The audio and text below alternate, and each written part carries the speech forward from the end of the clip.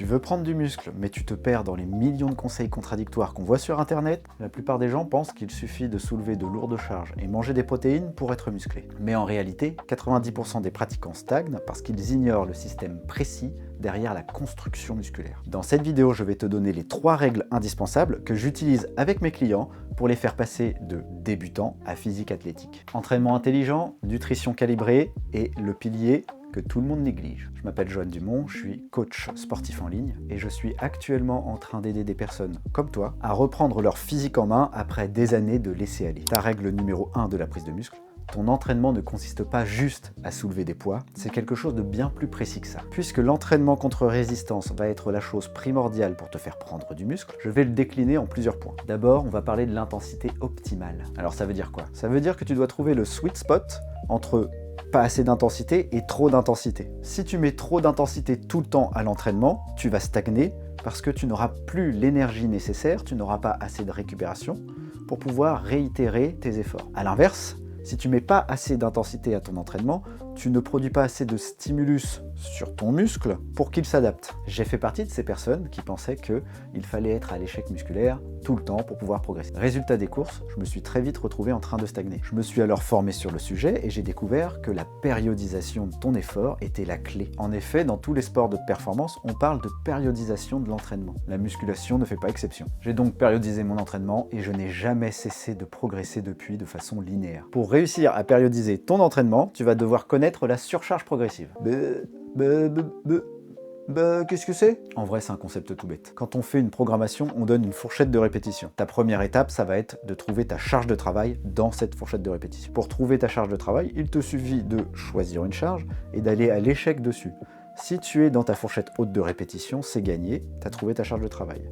Si c'est pas le cas, il faudra soit réduire la charge, soit l'augmenter. Et quand tu as trouvé ta charge de travail, tu commences à faire ton exercice dans la fourchette basse de répétition. 3 séries ou 4 séries en fonction de ce que tu fais, à 8, 10 reps. Puis tu progresses de séance en séance en ajoutant une rep par-ci, une rep par-là, pour atteindre le haut de ta fourchette de répétition, 12, 15. Une fois que c'est fait, tu augmentes la charge et tu recommences. Ce qui techniquement, je simplifie le trait, te fait te reposer quand tu es en fourchette basse de répétition et te fait aller très proche de l'échec, à l'échec, dans la fourchette haute de répétition. Récupération nerveuse optimisée, stimulation musculaire continue. Deuxième point que je voulais aborder, c'est la construction de ton programme. Il va dépendre de ton niveau et de ton anatomie. Plus tu es débutant, plus tu devras avoir un programme simple et répétitif pour t'aider à progresser sur tes mouvements et en charge facilement. Plus tu vas prendre de niveau, plus ton entraînement va se complexifier en mettant des focus sur les retards ou en travaillant différents angles du même muscle. Ton volume va aussi augmenter en fonction de ton niveau. Concernant le choix des exercices en fonction de ton anatomie, je ne vais pas le détailler ici, ce serait trop long. Je ferai certainement des vidéos plus tard. Par contre, intéresse-toi au sujet, je pense que ça peut vraiment changer beaucoup de choses dans le recrutement de certains de tes muscles. Retiens bien ça, l'intensité intelligente en utilisant la surcharge progressive te permet une croissance musculaire garantie. C'est pas de la magie, c'est juste de la logique. Bon, ton entraînement est optimal? Ok, maintenant on va parler nutrition. Parce que si tu ne nourris pas tes muscles, c'est comme construire une voiture sans essence. La nutrition pendant ta prise de muscle va permettre de soutenir ton effort et d'apporter à ton corps les nutriments nécessaires à la construction musculaire. Comme en perte de poids, les macronutriments clés sont les mêmes: protéines, glucides, lipides. La plupart des clients que je reçois en accompagnement ont tous le même problème au départ, ils ne consomment pas assez de protéines, que ce soit en perte de poids ou en prise de muscle d'ailleurs. Ce qui fait que leur objectif est beaucoup plus difficile à atteindre que de raison. Parfois il suffit juste d'augmenter les protéines pour déclencher ce petit quelque chose qui manquait. Pour te donner des chiffres simples, tu as toujours besoin de 2 grammes de protéines par kilo de poids de corps, 1 gramme de lipides par kilo de poids de corps, et le reste de tes calories vont être allouées aux glucides. Évidemment, on voudra être en surplus calorique, mais pas un surplus calorique qui te fait prendre énormément de gras. Personnellement, je conseille entre 5 et 10% au-dessus de ta maintenance. Le but n'étant pas forcément de prendre beaucoup de kilos sur la balance, mais surtout de permettre à ton corps de progresser à chaque entraînement. Il est tout à fait possible de prendre du muscle sans prendre de poids. Là, vous allez me dire, mais il dit n'importe quoi. En réalité, votre composition corporelle change tout simplement. Pour les personnes qui ont un gros appétit, en général, il n'y a pas de problème dans une prise de masse. Mais pour les personnes qui sont comme moi avec un très faible appétit, il va falloir trouver des stratégies.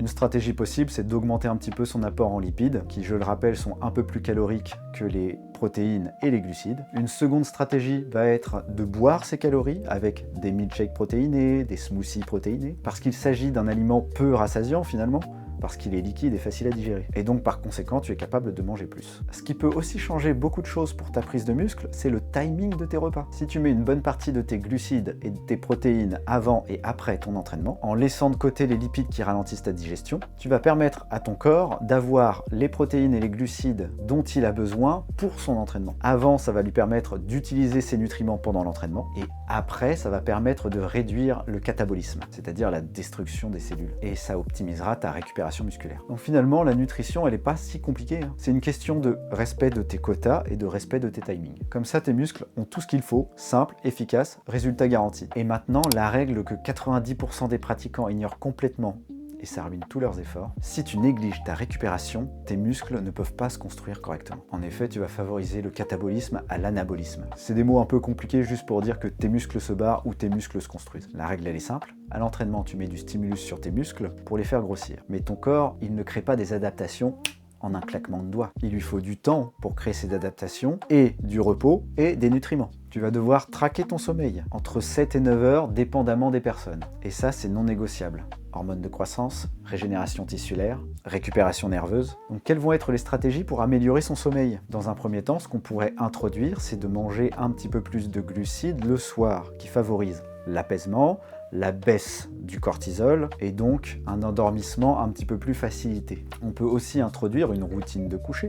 On limite les écrans le soir, on consomme moins de caféine dans la journée, on n'en consomme plus du tout à partir d'une certaine heure de l'après-midi et on favorise une activité calme comme de la lecture avant de s'endormir. On peut essayer d'avoir la même heure de coucher tous les jours et la même heure de lever tous les jours. Ça va faciliter grandement votre endormissement. Après tout, on met un réveil pour se lever. Pourquoi on ne mettrait pas un réveil pour se coucher? Une autre notion du repos, ça va être dans la construction du programme. Évitez de sursolliciter des muscles sur plusieurs jours de suite. Laissez-leur un temps de repos. Un exemple tout bête, si je fais les pectoraux et les triceps le lundi, je ne vais pas remettre des triceps le mardi. Je vais espacer un petit peu plus. Retiens bien ça, la récupération, c'est là où la magie opère. Tu imposes un changement à la salle de sport, tu nourris dans la cuisine, et finalement tu construis en dormant. Ces 3 règles doivent constituer ta sainte trinité de la prise de muscle. Si tu veux que je t'accompagne sur la mise en place de ces 3 règles avec un plan en béton, clique sur le lien en description et abonne-toi, j'ai encore plein de super conseils à te partager.